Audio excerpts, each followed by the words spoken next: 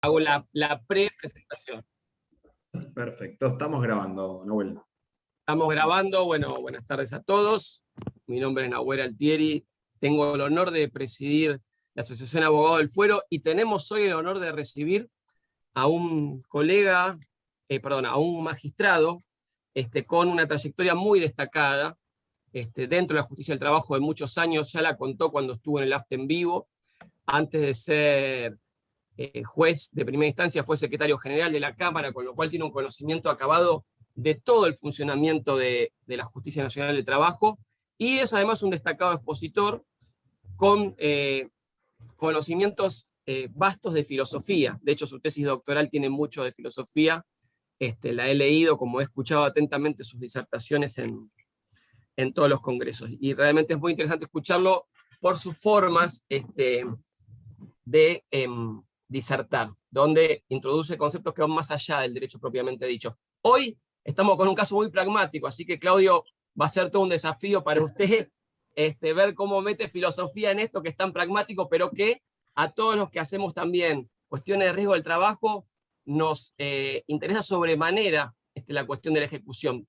Me acompañan hoy varios miembros de la asociación, la secretaria Clarisa de Arce, no se encuentra el vicepresidente Diego Calvo Suárez, que es uno de los principales moderadores del grupo, el doctor Facundo Castro, y principalmente las autoridades de la Comisión de Riesgo del Trabajo, que son la doctora Mariela Pistacchia y el doctor Facundo Giampaoli, a quien le cedo la palabra en este acto. Nada más por mi parte. Adelante, Facundo, con la presentación oficial. Bueno, muchas gracias, Nahuel. Con la indulgencia del doctor Loguarro, me gustaría hacer una aclaración para los colegas que están del otro lado y agradecer en principio también por, digamos, la predisposición para charlar de este tema, porque me gustaría aclararle a los colegas cómo es que surgen este tipo de cuestiones, este tipo de debates, y es muy importante, digamos, el equipo que forma parte de la Comisión de Riesgo de Trabajo, lo que hace constantemente es tratar de evacuar las consultas que van surgiendo en AFTE, tratar de levantar todas las inquietudes, y entre ellos hubo un tema que está siendo muy frecuente, la consulta, la discusión, el debate respecto de las posturas que se están tomando, como es el tema de las ejecuciones de los, digamos, recursos Ley 27348. Y en este sentido, como es un tema muy novedoso, hay veces que no es muy fácil encontrar algún magistrado, sobre todo de la Justicia Nacional, que se anime a explicarnos, a debatir y a charlar sobre este tema, así que desde ya sumamente agradecido, doctor Loguarro. Claudio, como me pidió, perdón, pero bueno, es una cuestión a veces digamos, uno ya viene acostumbrado. Así que bueno, sin más, voy a presentar al exponente. Claudio Fabián Loguarro es juez titular del Juzgado Nacional de Trabajo número 38, es abogado residido en la Universidad de Buenos Aires, es doctor en Derecho de Trabajo tanto en la UNTREF como en la Universidad Kennedy, es abogado especialista en Derecho de Trabajo, es a su vez docente de grado y de posgrado, tanto en la Universidad Kennedy como en la UTREF, es también autor de libros y de diversas publicaciones y especialidades, así que bueno, nuevamente doctor, muchísimas gracias por el tiempo, y bueno, lo escuchamos atentamente. Bueno, muchas gracias a vos, Facundo, a la doctora de Arce, por la invitación, a Nahuel. Para mí, digamos, es un honor, y me parece que, además, sinceramente, es el camino que tenemos que andar.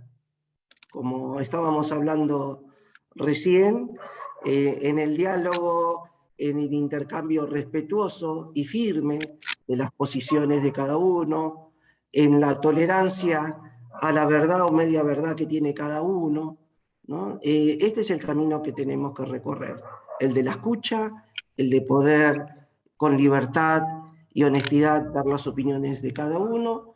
Me parece que es muy positivo estos encuentros, que de ninguna manera son clases, sino yo lo tomo con seriedad y en el orden del compartir con ustedes, en ese orden, el de compartir con ustedes algunas reflexiones sobre este punto. También para escuchar, también para aprender. Desde ese lugar es el que, digamos, voy a intentar en estos minutos, en este espacio que ustedes construyeron, aportar una mirada sobre este tema, que lejos está de encontrarse cristalizado o con alguna uniformidad de perspectivas. Entonces me parece interesante abordarlo desde ese punto de vista. Bueno, ustedes saben que hay mucha, digamos, oposición, no hay una mirada única sobre este punto. Muchos consideran que, agotado el procedimiento recursivo, dictado la resolución respectiva por el juzgado, corresponde la devolución a la sede administrativa para que la superintendencia, a través de sus departamentos técnicos, calculen la liquidación de las prestaciones dinerarias que se admitieron, porque el fundamento, yo acá tengo una sentencia de Cámara del mes pasado, es justamente eso, que el procedimiento recursivo ya se encuentra satisfecho, por lo que corresponde la devolución de las actuaciones a la sede de origen. Por el contrario, otras salas consideran y apelan a un concepto que a mí me parece muy interesante, que es el de razonabilidad. El de razonabilidad. Y entonces entienden que lo razonable es que la ejecución del crédito se lleve adelante ante el juzgado de primera instancia, de conformidad con lo dispuesto en el artículo 6, inciso primero del Código Procesal Civil y Comercial de la Nación.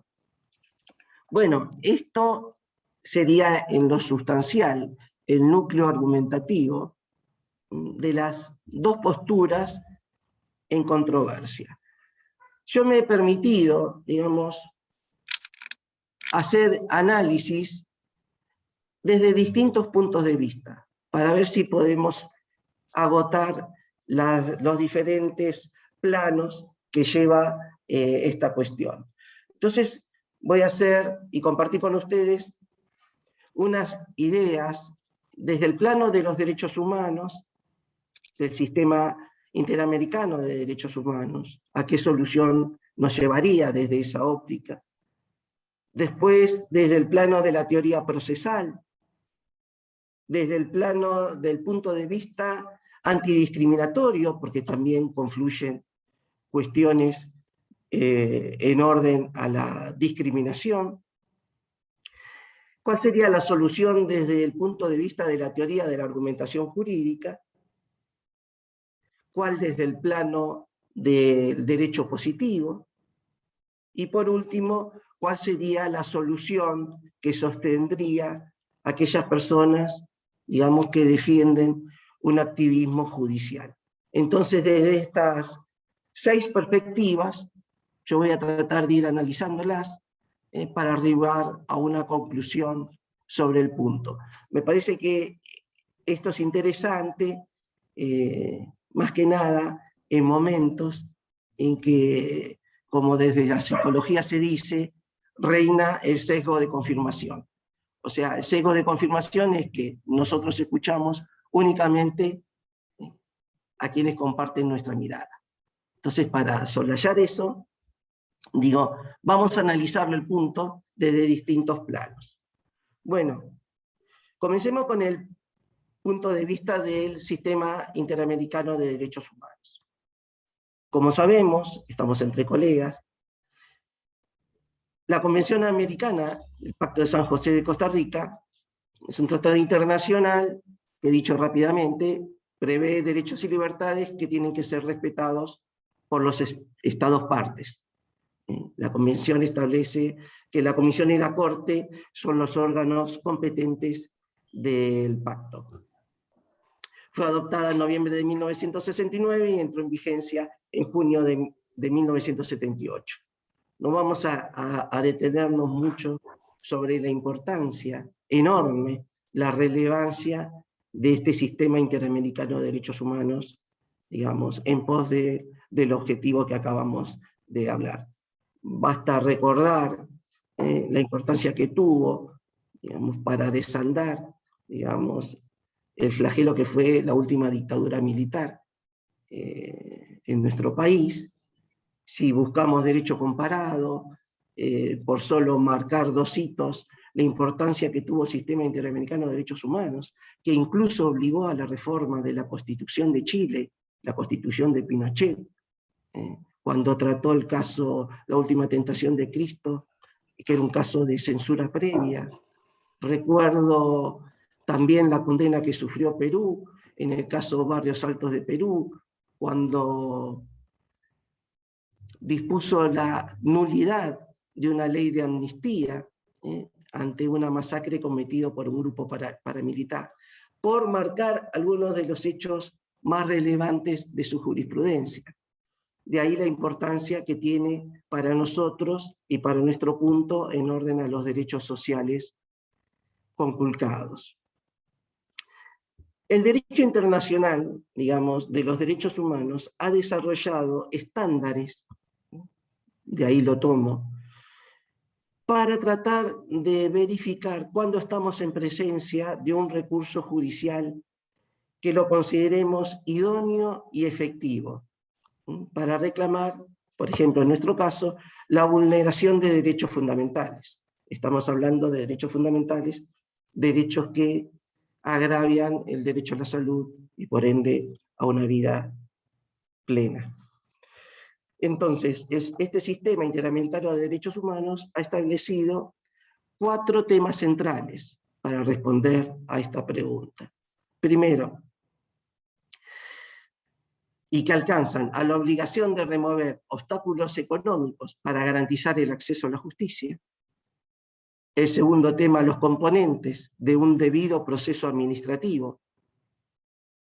El tercer aspecto son los componentes del debido proceso judicial. Y por último, el tema que nos interesa concretamente en este encuentro, ¿cuáles son los componentes del derecho a una tutela judicial efectiva?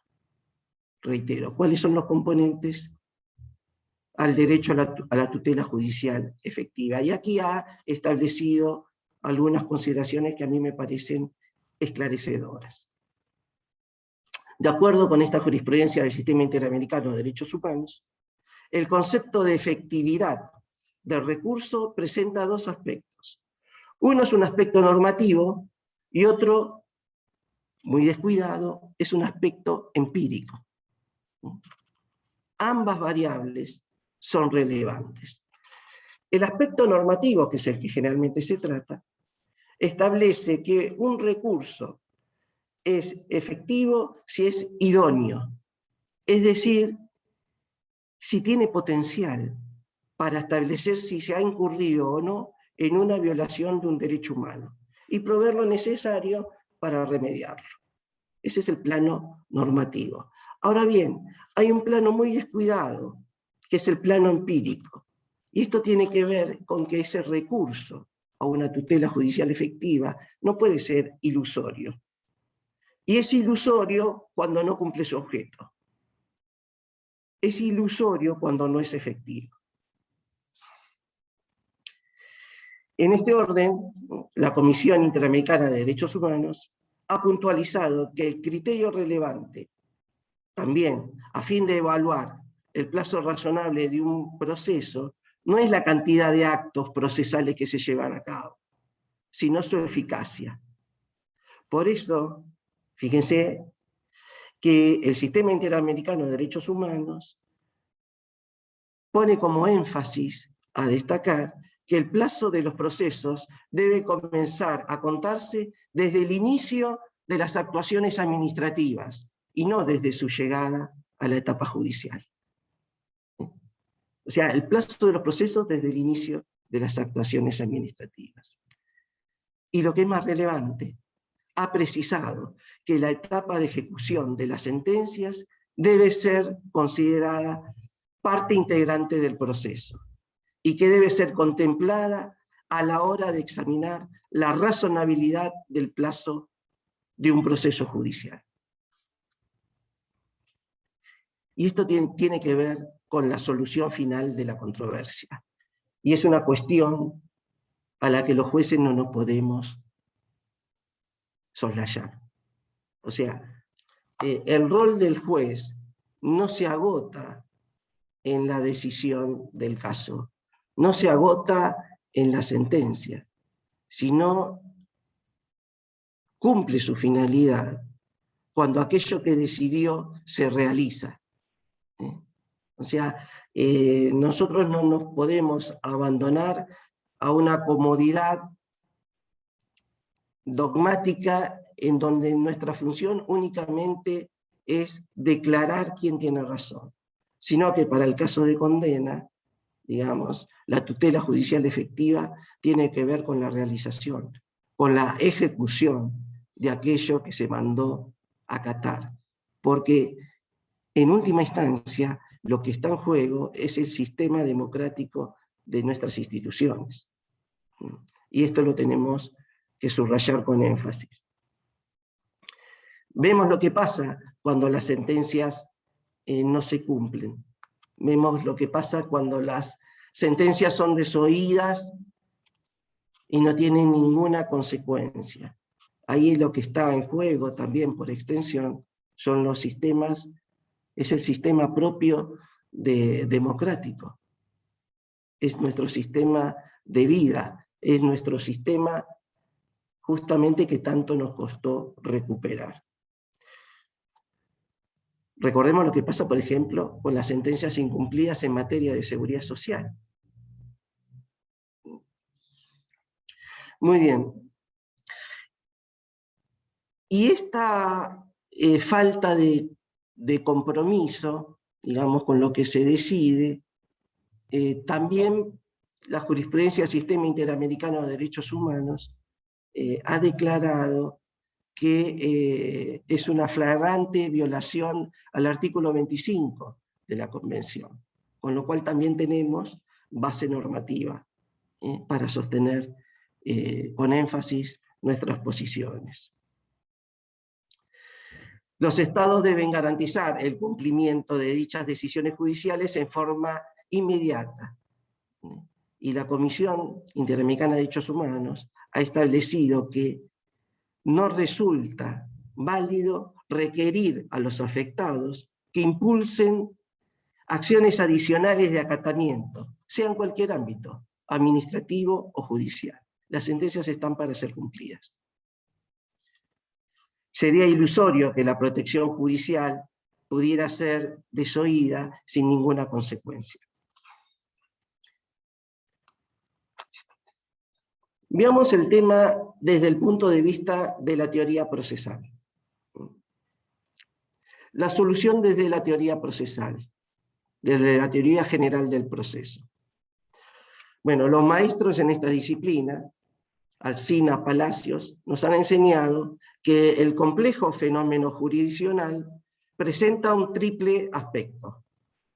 Un aspecto de conocimiento, un aspecto de juzgamiento y, en lo que nos interesa, un aspecto de ejecución. El juez debe conocer el litigio, resolverlo y principalmente hacer cumplir lo decidido en la sentencia. Es que acá lo que se pone en juego es precisamente la autoridad del tribunal a favor de la parte beneficiada. Y el vencedor tiene todo el derecho a encontrarse satisfecho en sus pretensiones que fueron reconocidas por la sentencia. Y acá los maestros del derecho procesal han dado cuenta de la importancia que tiene la ejecución forzada. Tenemos la ejecución voluntaria, pero la contracara de la otra ejecución es la ejecución forzada. Y al hablar de jurisdicción, la misma no agota su cometido con la cognición y con el juicio que de ella resulta. La sentencia se ejecuta sin retrotraer el procedimiento. Por eso Carneluti, otro maestro del derecho procesal, cuando caracteriza las sentencias de condena, las caracteriza mediante dos elementos. Por un lado, la declaración de certeza, obligatoria, imperativa, y por el otro lado, el mandato complementario. Mandato complementario de ejecución. Y esa relación es una relación recíproca de causa a efecto. Lo segundo es consecuencia de lo primero. Con lo primero no basta, con la declaración de certeza. Fíjense lo que decía, y esto la verdad que me parece muy importante, rescatar la opinión de los fundadores de nuestra disciplina, que todavía siguen echando luz sobre cuestiones controversiales, ¿no? Y también a modo de homenaje, ¿no? Estoy hablando de los grandes maestros que construyeron nuestra rama jurídica. En este punto de vista procesal, la obra para mí sin parangón del maestro Alocati, la posición del doctor Rodolfo Capón Filas sobre el punto, e incluso el otro día compartiendo con Javier de Ugarte puntos de vista sobre este tema, el secretario del juzgado, en su biblioteca estaba, digamos, una obra que es un incunable. Yo se los muestro. No es que estoy vendiendo nada, no estoy vendiendo nada. El procedimiento laboral de Perugini padre, de la década del 80. ¿No? Ahora voy a compartir algo que me parece que tiene algún punto de conexidad con lo que acabamos de decir. Y cómo a veces algunas cuestiones se simplifican con claridad y nos hacen ver de una manera diáfana cuál es el camino correcto a seguir, ¿no? Y no la complejizamos artificialmente. Esta ley que estamos hablando está enmarcada, como sabemos, en la Ley de Riesgos de Trabajo, que tenemos el triste privilegio, por así decirlo, es la palabra adecuada, mochila, usando una palabra que está de moda, tenemos la triste mochila de cargar sobre nuestro querido derecho del trabajo la ley que más inconstitucionalidades tuvo, no solo en el sistema de relaciones laborales, sino en nuestro sistema jurídico nacional, y que todavía sigue dando que hablar, y esta reunión justamente es el ejemplo de eso. Yo recuerdo cuando allá a lo lejos empezaba, estaba vigente la ley 9688, que es del año 1915, y bueno, yo le hacía proyectos a la doctora García Mergalejo, que era jueza de primera instancia en ese momento. Estoy hablando de la década del 80. Y esos proyectos de sentencia, el cálculo, la cuenta, uno la podía hacer en lápiz y papel. No existían los celulares. O sea, en lápiz y papel, y como dicen ahora los chicos, literal, era de sencilla aplicación, automaticidad y celeridad. Lo complejo era hacer un proyecto de despido, pero los accidentes 9688 eran fáciles y uno lo podía empezar y terminar en el día. ¿Por qué me colgué con esto? Porque se ha complejizado artificialmente, obviamente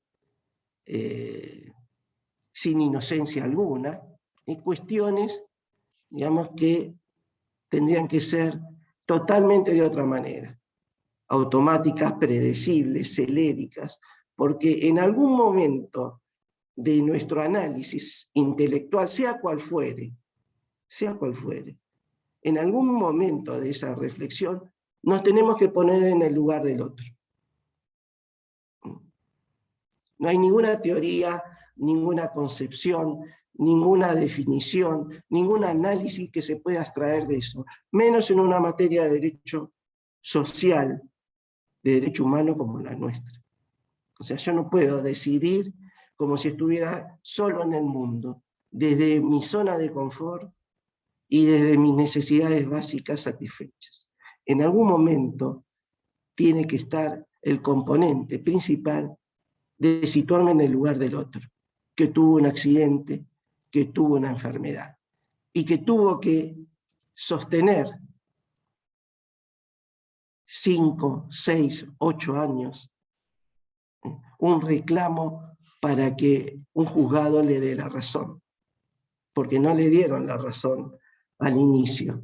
Tuvo que someterse a toda esa secuela de un proceso que desconoce y que gracias a la intervención de profesionales del derecho consiguió que la justicia le restituyera eso que se tuvo que haber reconocido al momento del accidente. Muchas veces nos olvidamos de esto y seguimos sometiendo a las personas a una nueva revictimización. Fíjese lo que decía el maestro Alocati cuando analizaba el artículo 132. Y esto lo quiero compartir con ustedes. Y lo voy a leer para que sea textual. Cuando comenta el artículo 132 de la LO, el maestro Alocati dice: suele asociarse el cese del impulso de oficio con una presunta transformación del acreedor laboral en un mero acreedor común. Lo que en el terreno de los hechos, importaría levantar la protección en el momento en el cual justamente mayor ayuda precisa el trabajador para percibir su crédito. Yo creo que la claridad de esta frase de Alocati torna innecesario cualquier comentario. O sea, en el mayor momento que necesita protección, no se le puede soltar la mano. Bueno, Capón Filas, quien fue mi director de tesis, un recordado maestro, siempre cuando nos juntaba un grupito en la casa o en la sala a tomar mate y discutir, y nos ponía, digamos, contra la pared con algunas cosas que nosotros creíamos que podían ser de una única manera, y nos interpelaba y nos pinchaba, como dicen ahora, para muchas veces llevarnos a un lugar y darnos cuenta nosotros mismos que estábamos equivocados, por más que la jurisprudencia vaya en ese sentido. Siempre hablaba que esa vulnerabilidad, hiposuficiencia, a él le gusta usar esa palabra, hiposuficiencia, no solo está en el plano de la realidad, en el plano del trabajo efectivo, en las fábricas, sino que esa hiposuficiencia se proyecta con igual o mayor profundidad en el proceso. Entonces, siempre decía, bueno, los principios del derecho laboral también tenemos que traerlos al proceso, porque ahí se define la cosa. Y otro autor, digamos en la antípoda de este pensamiento, y que también un poco para darle contenido a este encuentro he buscado distintas voces para no quedarme nada más con la que coincida con la mía. Y cito a un también ex camarista del Fuero, de renombre internacional, un filósofo, el doctor Ricardo Guibur, que en su obra de Derecho Procesal tiene establecido que la liquidación y la intimación de pago son los últimos actos alcanzados por el impulso de oficio. O sea que desde otro punto de vista analítico, también se sostiene la misma solución. O sea, ¿cuándo cesa el impulso de oficio? Con la liquidación y la intimación de pago, no antes. También quería compartir con ustedes un fallo de la Sala Segunda de marzo de este año, en este caso para atacar de inconstitucional al sistema, pone el eje en una cuestión de discriminación peyorativa en contra de los trabajadores. Entonces, en este fallo, Villalba contra Provincia RT ejemplifica qué pasaría con un trabajador que se desempeña como conductor de un ómnibus que embiste, por vía de hipótesis, ¿no? Lo están diciendo en los argumentos del fallo, contra una marquesina de un bar, y a partir de ello sufren lesiones o daños el conductor del vehículo, la unidad, la marquesina, los muebles, el cliente del bar, circunstancial. Bueno, dice, todos ellos tienen acceso inmediato a la justicia, salvo el trabajador, ¿no? Y esto es inaceptable. Esto desde el punto de vista antidiscriminatorio. Veamos ahora el punto de vista desde las modernas teorías de la argumentación jurídica.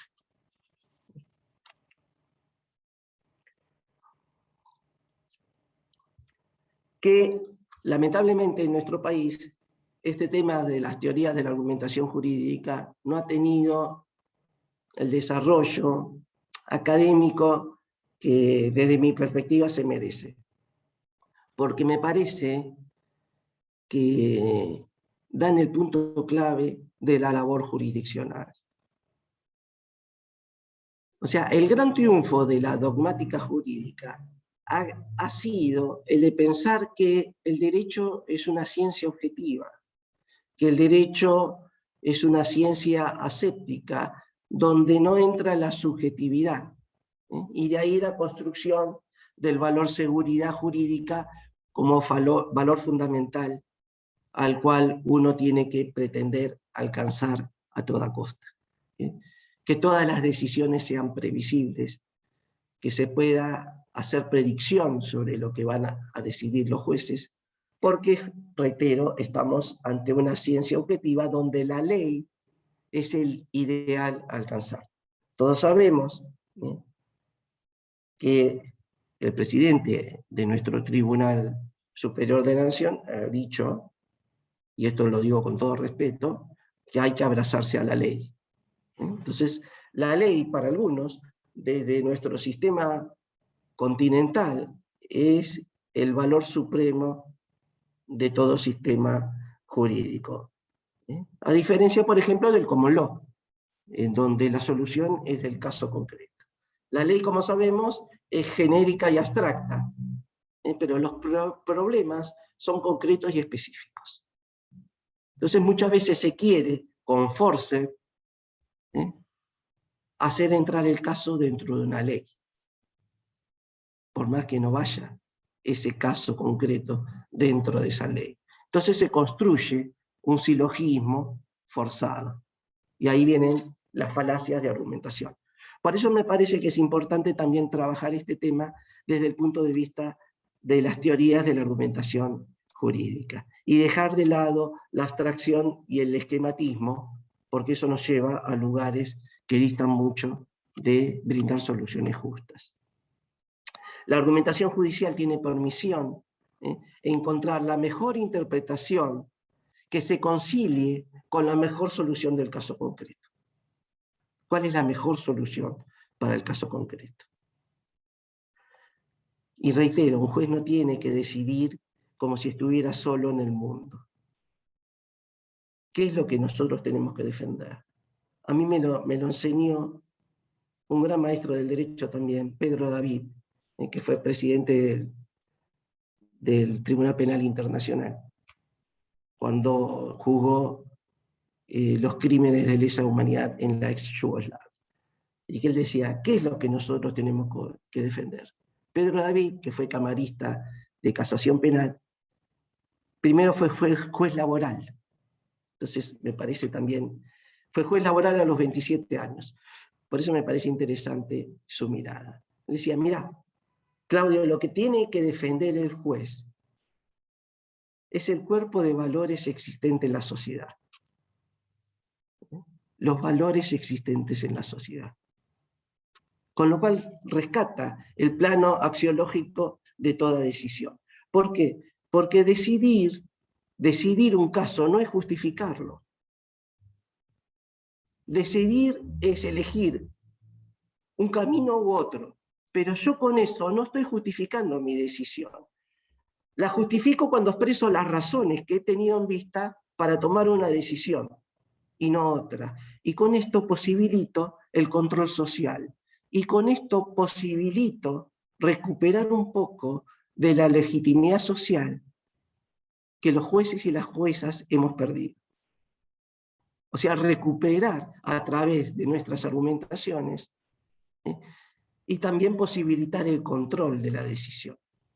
Porque, reitero, decidir no es justificar.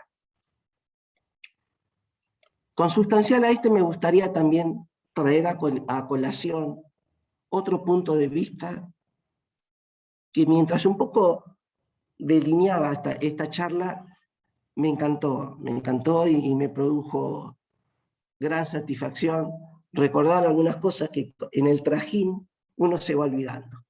Por eso cuando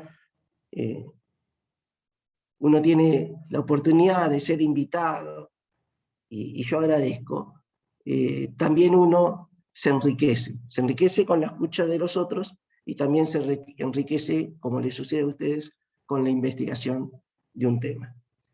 Y acá recordaba, digamos, las palabras de Vidal Campos,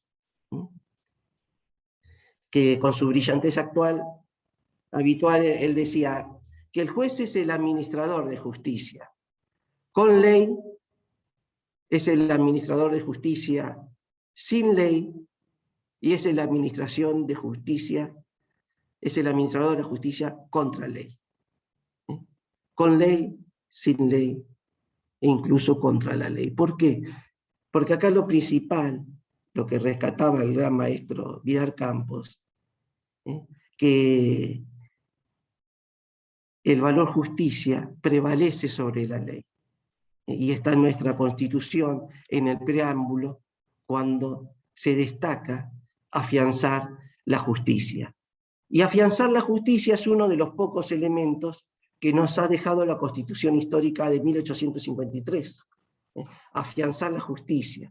¿Qué significa? Apoyar, sostener, hacer firme, consolidar algo, con ley, sin ley e incluso contra la ley. Y este es el tránsito que nos permitió pasar y evolucionar de ese estado de derecho legal propio del liberalismo a un estado de derecho constitucional de justicia social. El derecho no es solo lo normativo, sino también los valores, la realidad y las cuestiones de poder que subyacen. De todas estas cosas nosotros nos tenemos que acercar. No podemos nada más resolver una cuestión desde los diccionarios o desde lo que se dijo hace 5, 10, 15 o 20 años, porque quizás eso que era la mejor solución hoy no resiste el menor análisis. Hoy la sociedad reclama soluciones concretas, de acuerdo a los valores que esa sociedad sostiene. Y eso no está en los diccionarios. Bueno, consustancial a esto, conexo es el activismo procesal.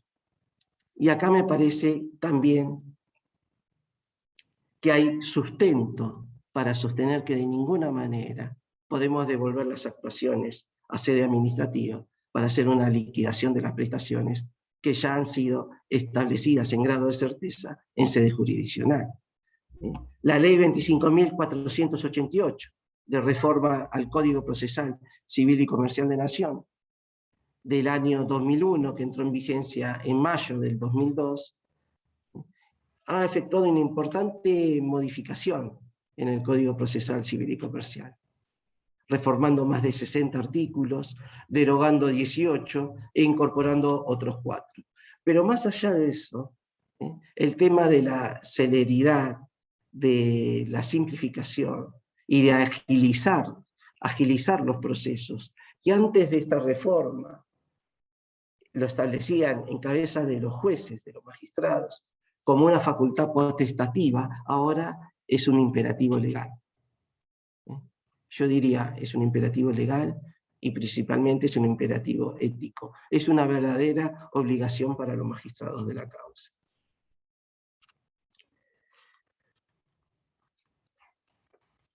Y por último, quisiera compartir con ustedes si hay alguna solución desde el plano estrictamente normativo, desde el plano estrictamente positivista.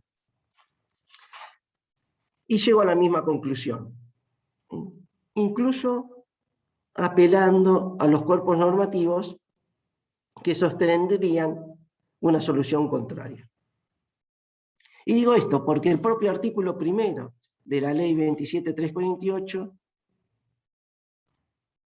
dice que la actuación de las comisiones médicas jurisdiccionales, creadas por la Ley 24.241, constituyen, y reitero, estoy leyendo el artículo 1 de la Ley 27.348, la actuación de las comisiones médicas constituyen la instancia administrativa previa.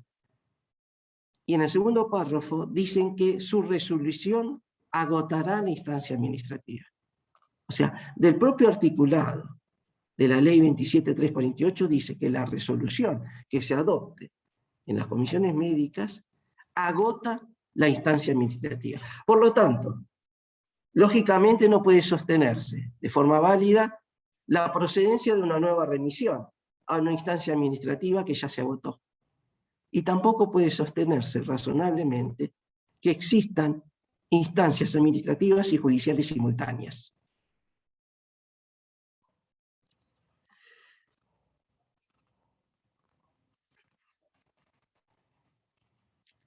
Veamos otro sustento también normativo, que es el que dispone y es en el que se consolida la tesis de la Sala Octava, que dice que tienen que quedar radicadas en sede judicial esas actuaciones.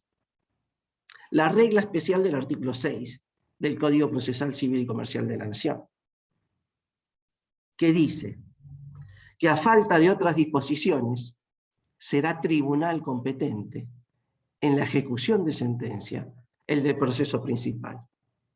Y el proceso principal, el juez del proceso principal no es otro que el juez de primera instancia. Entonces, hay una regla especial que está en el artículo 6, que dice con claridad cuál es la solución que cabe sostener en este punto.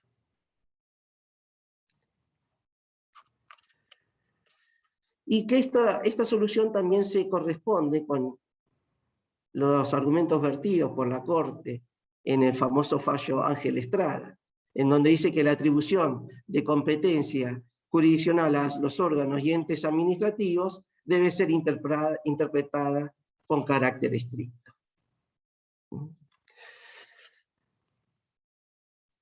Fíjense también cómo podemos deducir apoyo para la tesis que sostenemos, que, como ustedes obviamente se dan cuenta, es la de que la liquidación, la intimación de pago y ejecución tiene que hacerse en sede jurisdiccional. Incluso podemos extraer argumentos muy importantes para aquellos que sostienen la inconstitucionalidad de las comisiones médicas. Me explico de otra forma. Del análisis de los fallos que sostienen directamente la inconstitucionalidad de las comisiones médicas, también podemos sostener, digamos, argumentos en apoyo de la tesis que sostienen que la ejecución debe consolidarse y proseguirse en sede judicial. El voto de la doctora Vázquez, de la Sala Primera, que hace hincapié en que no resultaría aceptable que las comisiones médicas puedan decidir cuestiones que hacen a las prestaciones dinerarias previstas en la Ley 24.557. ¿Por qué? Porque incluyen aristas constitucionales relacionadas con la forma y el modo de establecer la base de cálculo. O sea, un médico, una comisión médica, un secretario, no puede resolver estas cuestiones. Y sería a todas luces ilógico y fuera de sentido común que vuelva a sede administrativa para que se hagan cálculos y después someter no solo al abogado o a la abogada, sino al trabajador o a la trabajadora, a que tenga que volver a recurrir o apelar para que de vuelta vuelva a sede judicial para determinar un cálculo aritmético. Por más que sea complejo, no tiene razonabilidad, no tiene sentido común, además de todas las motivaciones que ya hemos dicho. Por eso me parece que es muy importante que la Cámara, como tribunal superior de los jueces de primera instancia, resuelva, con arreglo al artículo 23 de la Ley de Procedimiento Laboral, mediante una acordada reglamentaria, la recta interpretación del punto que estamos tratando. Porque justamente este artículo 23 destaca la intervención de la Cámara cuando se trata de establecer o obtener, dice el artículo 23, una unidad de tratamiento para determinados actos. Porque tampoco es lógico ni es justo tener, digamos, que averiguar qué juzgado le toca para saber si ese juzgado lo manda de vuelta, hace su liquidación por el actuario. Acá sí es necesario organizar, dar predictibilidad, dar previsibilidad. Y me parece que la Cámara sería un aporte enorme y muy beneficioso para todos. Y acá no hay lado del mostrador. O sea, todos estamos comprometidos con el mejor servicio de justicia. Por eso me parece que la Cámara tiene todas las facultades, toda la competencia y toda la inteligencia para tratar de echar luz sobre este punto. Me parece que estas distintas perspectivas que estuvimos compartiendo dan sustento para sostener, digamos, y con énfasis, que la mejor solución del caso está clara.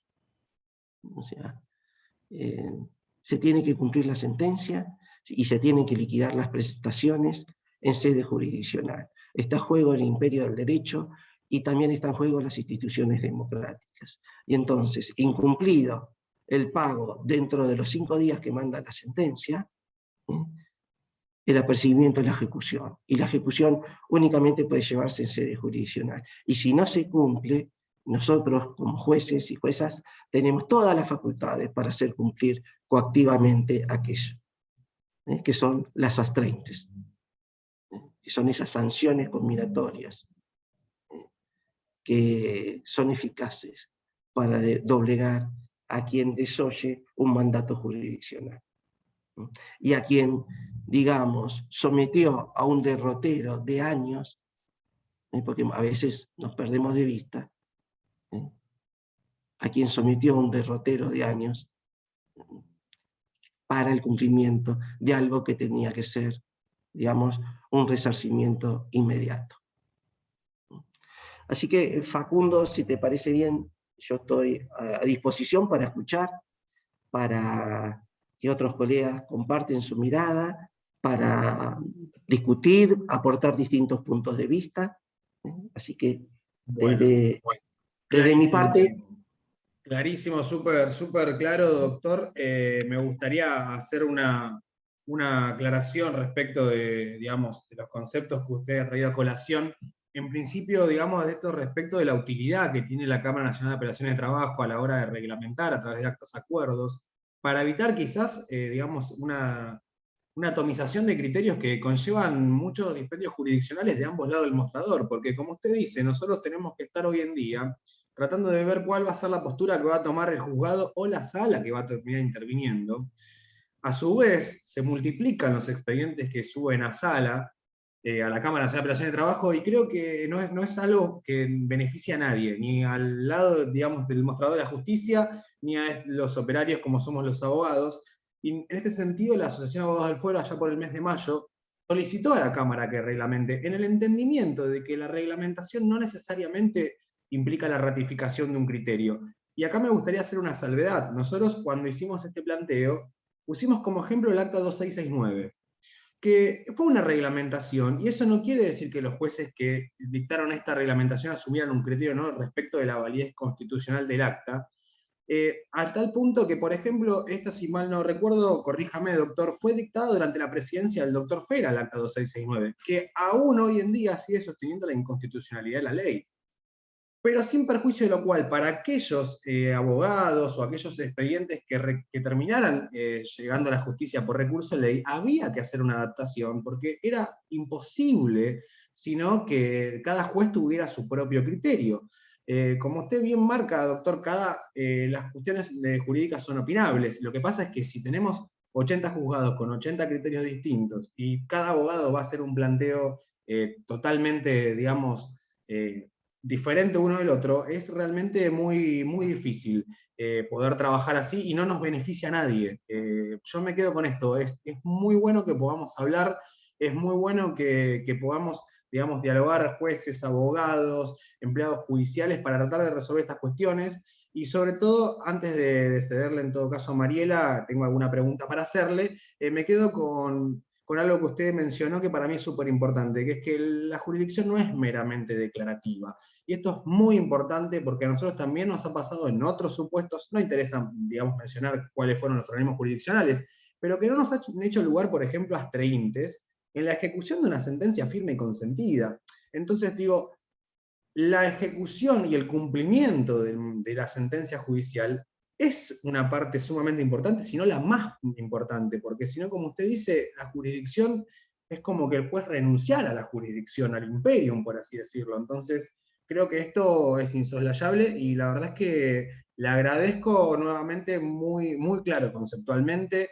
Vamos a ver, Mariela, no sé si estás ahí, si te querés desmutear, para ver si hay alguna pregunta para transmitirle al doctor. Yo creo que ha sido muy clara la postura, por lo cual...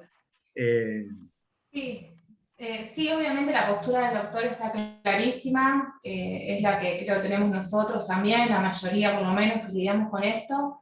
La realidad es que la superintendencia no tiene una normativa para que esto se haga en sede administrativa, entonces no pasa solamente porque a nosotros nos parece que corresponde que lo haga el juez de primera instancia, es que no está regulado. Entonces, va a superintendencia dice, acá no hay una normativa para esto, no te lo puedo tomar, porque no es la instancia y no se previó que se haga así.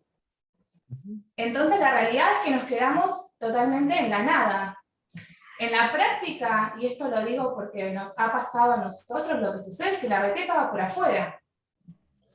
Y ese, no sé si sería el objetivo entonces de todo esto, porque la RT termina pagando fuera de la instancia administrativa, fuera de la instancia judicial, y queda totalmente desamparado el trabajador. Esa es la realidad, pero bueno, no hay una normativa específica en superintendencia, o sea que por ahí tampoco el camino es, digamos, efectivamente. Después de todo esto, yo entiendo que usted no considera que sea la superintendencia el ámbito, tampoco, por lo que acaba de exponer. Pero si hubiese una normativa en sede administrativa, al menos, bueno, se podría, de hecho no la hay. Entonces, la consulta es, ¿qué opinión a usted le merece si es que la superintendencia tuviera esa posibilidad de hacer la liquidación?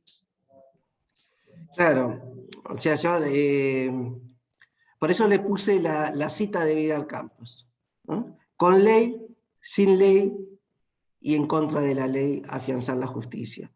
No se puede volver a sede administrativa un procedimiento que ya recayó en sede jurisdiccional, porque yo cuando confirmo o revoco una sentencia, en este caso cuando hay una sentencia de condena, se manda a pagar dentro de los 5 días. Y si no se cumple, ahí se abre el procedimiento de ejecución, que únicamente puede llevarse en sede jurisdiccional. Y el tiempo es un elemento, como ustedes saben, valiosísimo. Por eso la cita al principio del Sistema Interamericano de Derechos Humanos, cuando dice que el plazo de los procesos debe contarse desde el inicio de la actuación administrativa.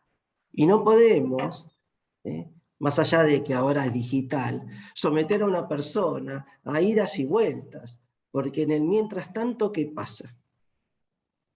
En el mientras tanto, ¿qué ocurre? ¿Nos desentendemos todos? No nos podemos desentender, de ninguna manera. Entonces, nuestras soluciones tienen que estar sustentadas obviamente en una normativa vigente.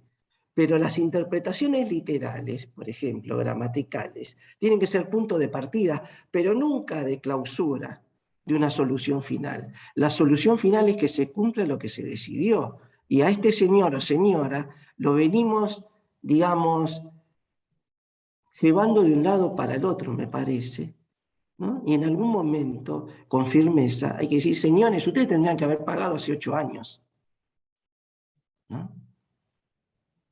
No puedo yo desentenderse de esa cuestión. Se hace la liquidación y punto. Se hace la liquidación y punto y se paga, porque ya no hay más materia de discusión. Y yo no puedo ir a preguntarle a un médico ni a un señor secretario técnico del servicio de homologación o el departamento técnico de la Superintendencia de Riesgo de Trabajo, que por muy honorable y respetuoso que me merece mi mayor consideración, cómo se liquida una prestación, si eso lo puedo hacer yo. Aparte, ¿cómo van a determinar si el ingreso base está conformado correctamente, si hay, digamos, pago fuera de registro, si hay algún rubro o alguna bonificación, algún viático, alguna prestación complementaria en especie? Le voy a preguntar al señor médico que me diga cómo se liquida eso.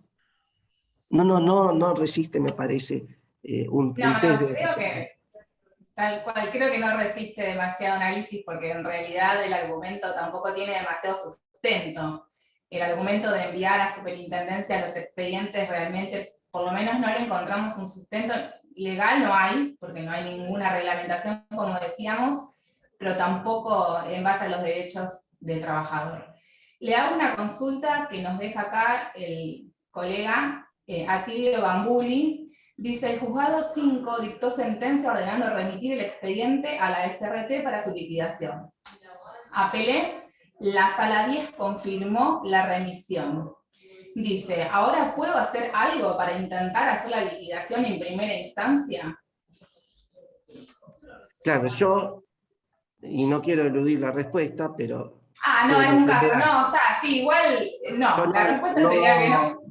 No puedo asesorar, sí, ni mucho menos expedirme con relación a lo que hizo un juzgado o una sala. Acá estamos compartiendo, claro. Perdón, acá estamos compartiendo reflexiones, y yo creo que importantes desde un punto de vista de una temática general. Yo no soy quien, ni corresponde que haga cuestionamientos a decisiones de colegas, ¿no? De la misma o superior jerarquía. No, igualmente la respuesta es clara. Si ya está en segunda instancia y no tiene obviamente una decisión que haya dicho algo en contrario, no tiene chance de volver a la primera con el mismo tema. Esto es un caso que el colega, más allá de la pregunta que era obviamente algo que usted no puede responder en realidad, así que mis disculpas porque es algo específico, pero realmente no se resuelve. El caso de este trabajador queda ahí boyando, básicamente. Sí, yo antes de ser juez fui secretario general de la Cámara Nacional de Apelación del Trabajo durante 7 años. Conozco suficientemente a los señores camaristas y señoras camaristas, y yo estoy seguro que ellos van a tomar intervención en estos casos y van a disponer, digamos, la interpretación que estimen pertinente sobre el punto, porque comparto lo que decía Facundo, ¿no? O sea, se impone acá una suerte de previsibilidad, porque tampoco es razonable que cada operador jurídico tenga anotado qué criterio tiene determinado juzgado de los 80 en el fuero. O sea, acá sí se impone una predictibilidad, ¿no? Porque si no parece que hubiera 80 códigos de rito distintos.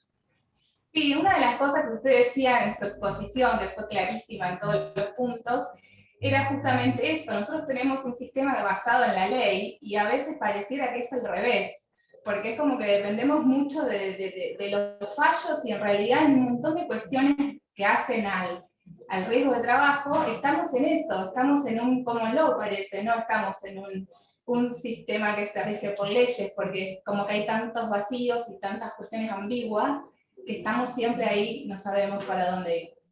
Claro, Bueno, claro, sí, tal cual. le hago una consultita. Clarisa Darce quería saber si puede compartir, por favor, de algunos fallos que usted mencionó que son muy valiosos para nosotros respecto de las decisiones de las ejecuciones. Creo que refirió uno de la sala 10, ¿puede ser, Facundo?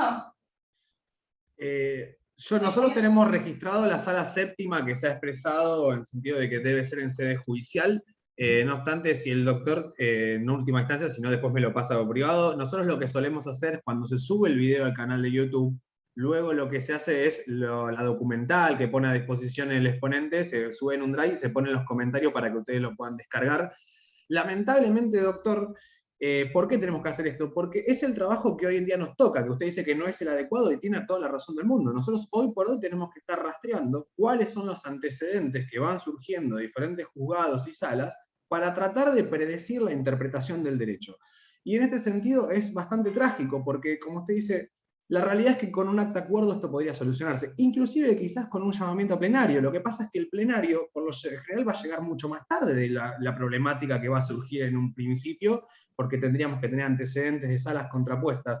Entonces, yo creo muy favorable que la Cámara Nacional de Apelaciones y Trabajo haga una actividad reglamentaria respecto a este tipo de cuestiones para prevenir los problemas, no ya tener que solucionarlos una vez que, y sobre todo en la instancia en la que estamos, en una justicia que está colapsada. Entonces no podemos darnos lugar a seguir generando más y más expedientes, recursos de queja, digamos, apelaciones, porque realmente vamos a contramano de lo que deberíamos ser, que es la simplificación, la unificación de criterios, el debate. Pero bueno, yo después tengo una pregunta, no obstante, la doctora Clarisa Darce quería hacer un comentario, así que no sé, Clarisa, si te querés desmutear. Yo les paso, para no olvidarme, el fallo de la sala octava, que sostiene, digamos, la postura que nosotros creemos que es la más correcta, es los autos Grimaldi, Fernando Ariel, contra Provincia RT, Sociedad Anónima, sobre el recurso ley 27348. El expediente es 6478/2020 y es una sentencia del 18 de junio de este año. Perfecto. Muchas gracias. Tomamos notas. Ahí me desmuteé.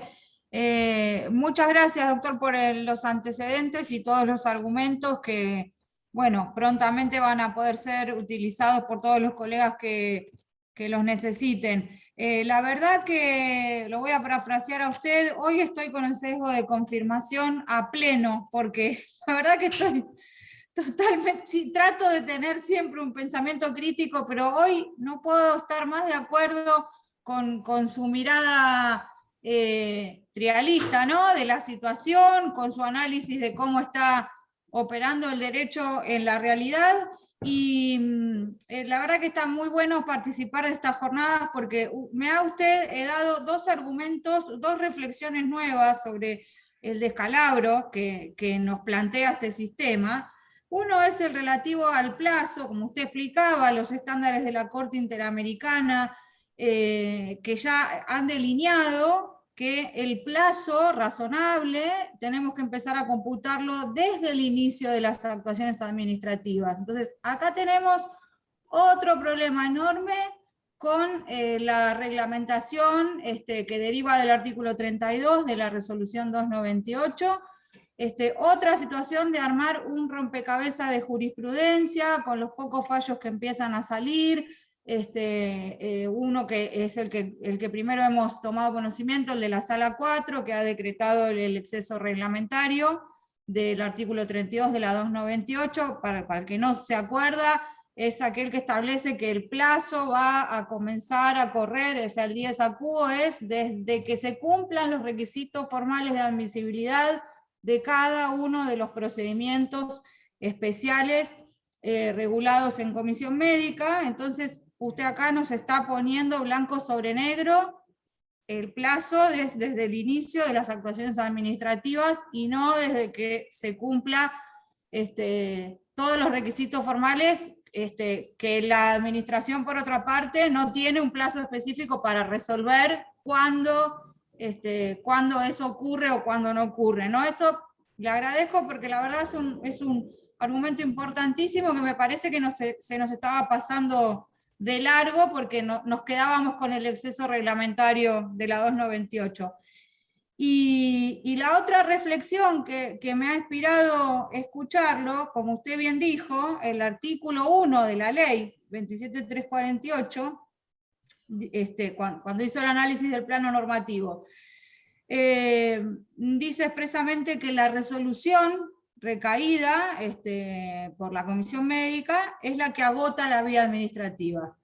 Y ahora resulta que tenemos la resolución 20 de este año, que ya entra en vigencia dentro de 2 días, que nos dice que el trabajador, si así lo desea, en los supuestos de alta sin incapacidad, puede declinar o dar por agotada la vía sin más, ¿no? Es un valladar formal para acceder a la tutela judicial, pero ya no hay acá una resolución, porque la comisión médica no va a resolver nada. Entonces tenemos otra vez rota la pirámide jurídica con una resolución que está modificando el artículo 1 de la 27348 en el acceso al Poder Judicial.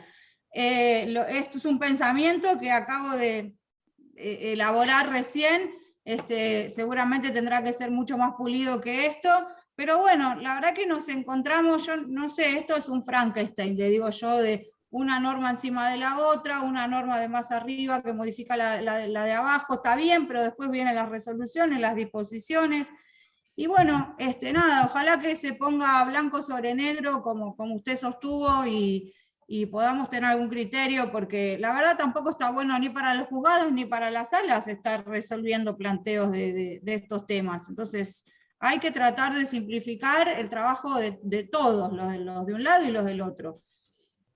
Gracias por el tiempo y por escucharme, ¿no? Y me parece que este es el camino que hay que seguir. Este es el camino que hay que seguir porque en el tema de la tutela judicial efectiva, que es lo que estuvimos charlando hoy, acá no hay mostrador, acá no hay un lado u otro del mostrador, y todos, las personas de buena voluntad, que somos la gran mayoría, tenemos que pensar el mejor servicio, el mejor procedimiento, la mejor solución para ese trabajador o trabajadora afectada.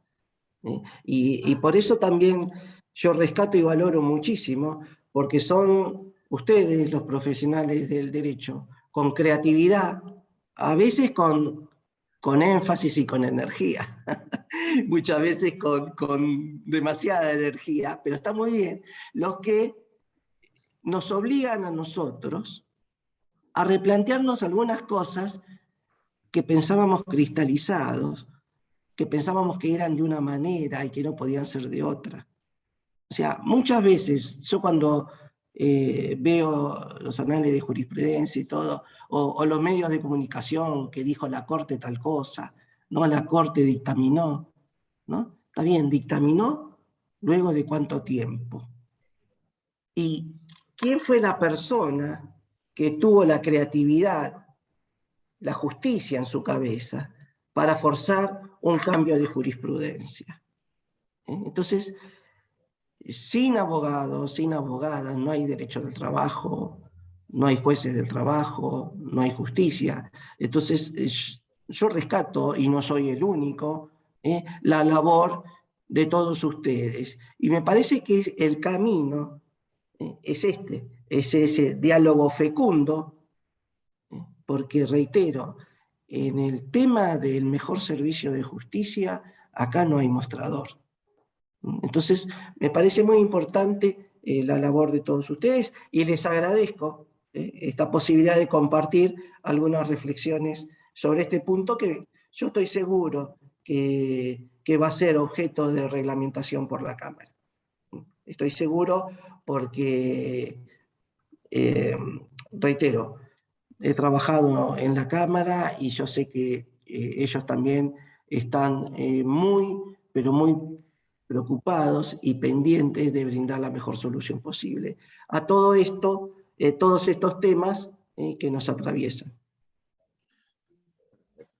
A mí me gustaría, si podría, tengo una pregunta acá anotada, pero voy a hacer la aclaración de que si me contradice respecto a la interpretación, no me voy a ofender, porque inclusive en el ámbito interno de la Comisión de Riesgos tampoco tenemos una posición unificada. Pero la pregunta sería, que en realidad son dos, lo que pasa que depende de la primera respuesta si podría aplicar la segunda, es: ¿usted considera que es aplicable supletoriamente la Ley de Procedimiento Nacional Administrativo al ámbito de las comisiones médicas? Y si es así, el artículo 14 establece el instituto de la pérdida de competencia en razón del vencimiento del tiempo. Por ende, yo considero que si es aplicable supletoriamente, una vez que pierde la competencia la instancia administrativa, ya no la puede volver a recuperar, que me parece que es otro argumento, pero no sé qué es lo que opina usted, doctor, respecto de este tema.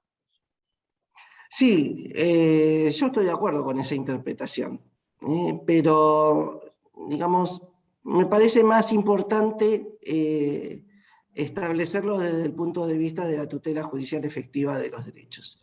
Me parece que ahí, digamos, tenemos más claro que el derecho no es únicamente lo normativo, que es una perspectiva más, y quizás no es la más importante en el punto concreto que estamos hablando. Porque el derecho, como se dijo recién por Clarisa, no es solo lo normativo. No es solo normativo. O sea, estamos nosotros acostumbrados a establecer parámetros a partir de la ley. Pero sabemos que las leyes pueden ser declaradas incluso de oficio inconstitucionales. Entonces, tenemos que agotar, y en esto comparto, Facundo, los análisis de perspectivas, pero no quedarnos en una sola dimensión. Y reitero, lo normativo, en este caso donde está en juego el derecho a la salud, el derecho a la vida, lo normativo no puede ser punto de clausura de nuestras decisiones. Sí, obviamente, punto de entrada, pero no de clausura de nuestras resoluciones. Clarísimo, doctor. Mariela, no sé si tenés alguna pregunta para trasladarle. No, por mi parte ya se las hice.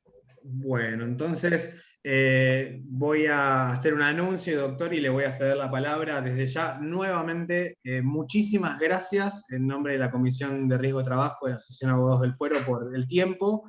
Realmente clarísima la exposición, súper, digamos, amplia, se vieron desde diferentes factores, toda la temática, y creo que se han sumado en argumentos que, voy a ser sincero, no creo cuando redactamos la petición de abogados del fuero, ni siquiera los analizamos, y creo que hoy por hoy inclusive las podríamos ampliar en pos de todo digamos, los antecedentes y la doctrina que usted ha explicitado. Le voy a invitar a todos los colegas, desde ya el 7 de septiembre a las 17 horas vamos a tener la próxima clase, que va a estar a cargo de la doctora Clarisa de Arce y del doctor Fernando García Pouso, que es un tema que también es súper importante, como es el análisis de la resolución 20 y la disposición 4 de la Superintendencia de Riesgo de Trabajo, que creo que viene a modificar sustancialmente el sistema de impuesto, quizás retrotrayéndolo, pero a partir del 1 de septiembre entra en vigencia este nuevo sistema, y bueno, es muy importante que podamos tratar de estudiarlo, analizarlo, porque realmente modifica todo lo que estábamos acostumbrados y todo lo que estuvimos discutiendo durante algunos años ya. Ahora nuevamente vamos a tener que volver a discutir este tipo de cuestiones, así que el 7 de septiembre a las 5 de la tarde, mismo ID, misma contraseña, así podemos obviamente seguir analizando todo esto, pero bueno. En principio, doctor, nuevamente muchísimas gracias por el tiempo. Es realmente... Facundo. Sí, Nahuel. Sí, antes de agradecerle al doctor Claudio Loguarro, que nos sorprendió gratamente porque un tema que es práctico le metió naturalismo, positivismo, derecho procesal, derecho de fondo, citó a maestro de la Cámara, citó a maestro del derecho constitucional como Vidal Campos, a un integrante de la Corte Penal Interamericana, lo que nos da material para hacer unos escritos magistrales. Así que no quería dejar de agradecerlo. También, Claudio, señalarle que estuvo escuchando atentamente a la doctora Marta Rey del Juzgado 23, que nos felicitó por la exposición y nos anticipó a todos los abogados del fuero que comparte el criterio, con lo cual es una buena noticia también saber que el Juzgado 23 va a actuar de la misma manera, realizando la ejecución de estos recursos en sede judicial. Así que ahora sí, yo le cedo la palabra a Facundo, el director de la comisión, para hacer el cierre formal y agradecerle en nombre de la Asociación de Abogados del Fuero, el doctor Claudio Loguarro, por su magistral exposición. Muchas gracias. No, al revés. Me gustaría que cierre el doctor Claudio Loguarro. Muchísimas gracias nuevamente, Doc. Le cedo la palabra si puede despedirse de todos. Y desde ya, feliz día atrasado para todos los colegas aquí presentes. Sí, yo le voy a ser sincero y espontáneo. O sea, lo que voy a perder en claridad y sistematicidad, prefiero decirlo directamente lo que me sale del corazón. Yo les agradezco a ustedes. Yo realmente les agradezco a ustedes. Tenemos que juntarnos y trabajar juntos, todas las personas de buena voluntad, que somos la gran mayoría. Somos la gran mayoría. Y me parece que estos encuentros de reflexión, de preguntas, de buscar la mejor respuesta del caso, me parece que este es el camino que tenemos que transitar. Agradezco a la colega, a la doctora Rey, digamos, lo que ha dicho. Es una destacada magistrada que viene incluso del ejercicio de la profesión y su actuación en el Ministerio de Trabajo, entonces es una opinión calificada para tener en cuenta, así que yo les agradezco a ustedes. Y realmente me parece que si bien es un trabajo de largo aliento, estamos todos empezando a escucharnos respetuosamente. No importa si es con énfasis o con la crítica, nosotros los jueces tenemos que tener otra piel, tenemos que tener espaldas más grandes para soportar a veces críticas o reproches que muchas veces son a todas luces justificados, pero no podemos caer, digamos, en ofendernos, siempre y cuando la crítica obviamente sea respetuosa, por más énfasis que tenga. O sea, tenemos que también todos ponernos en la misma línea de construcción de un mejor servicio de justicia. Acá lo principal es trabajar sobre eso. No hay un mostrador, no hay un lado u otro, y me parece que esta no es la mejor solución, sino que es la única solución para construir una sociedad más justa, plural y democrática. Y que nosotros, los magistrados y las magistradas, recuperemos esa legitimidad que lamentablemente se ha perdido. Y esto lo vamos a recuperar siempre y cuando trabajemos con vocación, con responsabilidad, siendo conscientes del enorme rol que tenemos. Así que el agradecido soy yo. Muchas gracias. Bueno, muchísimas gracias. Vamos a dar por finalizada la charla. Los esperamos el 7 de septiembre a las 17 horas con el mismo ID, misma contraseña. Muchísimas gracias a todos. Que tengan muy buenas tardes. Doctor, nuevamente, muchas gracias por el tiempo. Y bueno. Gracias a ustedes. Nos estamos viendo la próxima. Muchísimas gracias. Muchas gracias. Muy emocionada con sus palabras finales, doctor Loguarro. Bueno, muchas gracias. gracias. Hasta la próxima. Hasta la Adiós. próxima.